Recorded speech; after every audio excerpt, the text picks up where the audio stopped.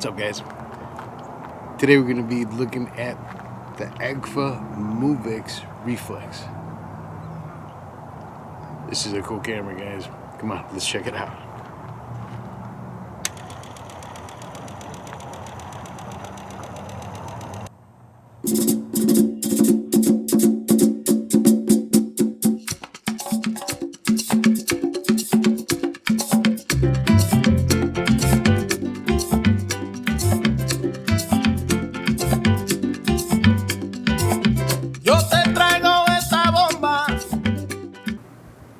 Welcome to Theo Manny's World.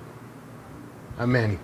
I'm here to talk to you guys about 8mm film, Super 8 video work, video cameras, projectors, developing film, still and motion picture, all kinds of different stuff. Today we're going to be talking about the Agfa Movex Reflex 8mm camera. This is a beast of a camera. It is awesome. It has a ton of functionality to it. Interchangeable lens system. The lenses were proprietary, so you really couldn't fit it with a lens of your own. They're heavy, no doubt. Has a wind up that will run one entire roll in one wind.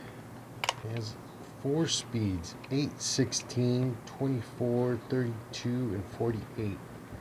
They're shifted up on top, as well as the ASA. I don't know if it's a solenoid, but it's electrical for its exposure control. You set the ASA, well, in this case, the DIN for the film type that you were using. It uses batteries that are a lot larger, so it uses these big, giant, fat batteries. I put in some 625, the ones that you put in the Nizos. This sucker is a lot like the Nizo in the sense that if your exposure control system isn't working, you cannot move the aperture manually.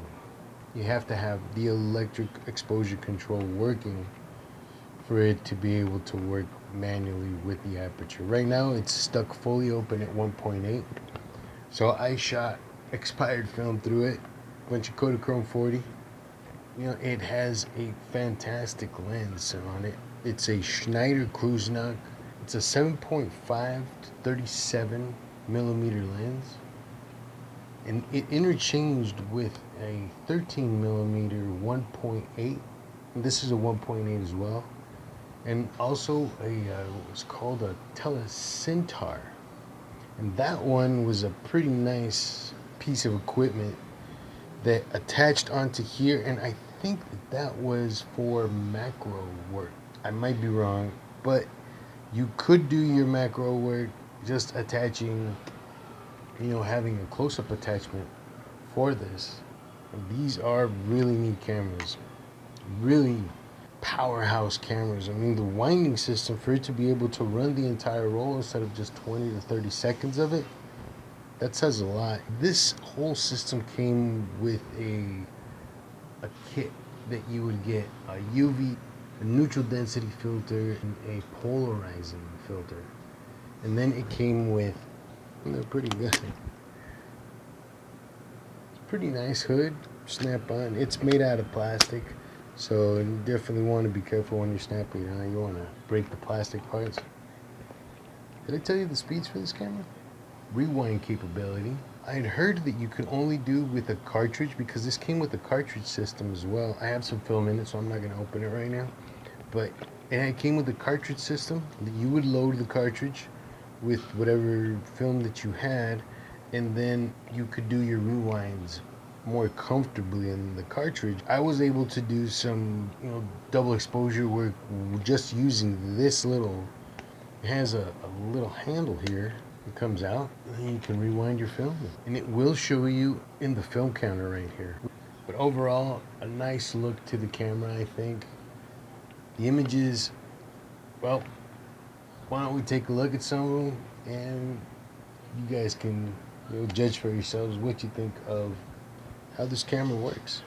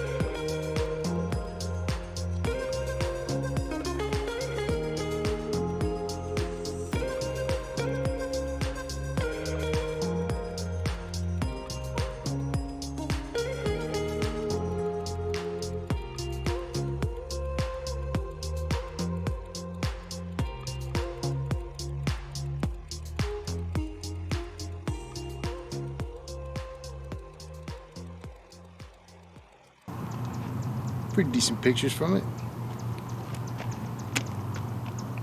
If the light meter works and you can use the manual exposure, I think this would be a fantastic camera for anybody.